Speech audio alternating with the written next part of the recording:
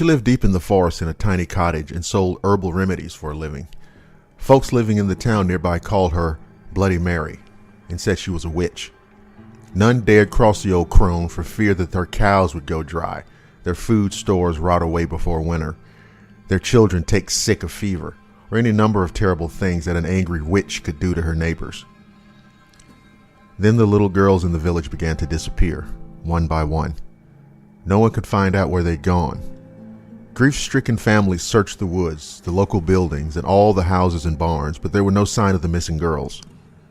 A few brave souls even went to Bloody Mary's home in the woods to see if the witch had taken the girls, but she denied any knowledge of the disappearances. Still, it was noted that her haggard appearance had changed. She looked younger, more attractive.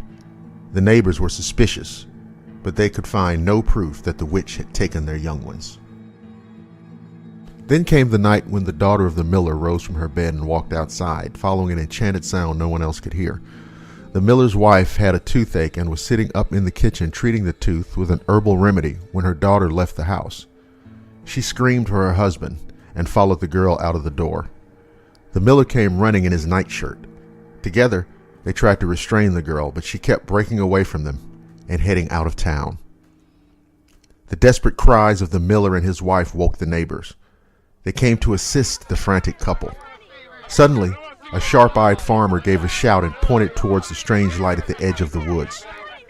A few townsmen followed him out into the field and saw Bloody Mary standing beside a large oak tree, holding a magic wand that was pointed towards the miller's house. She was glowing with an unearthly light as she set her evil spell upon the miller's daughter. The townsmen grabbed their guns and their pitchforks and ran towards the witch. When she heard the commotion, Bloody Mary broke off her spell and fled back into the woods. The far-sighted farmer had loaded his gun with silver bullets in case the witch ever came after his daughter. Now he took aim and shot at her. A bullet hit Bloody Mary in the hip and she fell to the ground. The angry townsmen leapt upon her and carried her back into the field where they built a huge bonfire and burned her at the stake. As she burned, Bloody Mary screamed a curse at the villagers. If anyone mentioned her name aloud before a mirror, she would send her spirit to revenge herself upon them for her terrible death. When she was dead, the villagers went to the house in the wood and found the unmarked graves of the little girls the evil witch had murdered. She had used their blood to make her young again. From that day to this, anyone foolish enough to chant Bloody Mary's name 3 times before a darkened mirror will summon the vengeful spirit of the witch. It is said that she will tear their bodies to pieces and rip their souls from their mutilated bodies.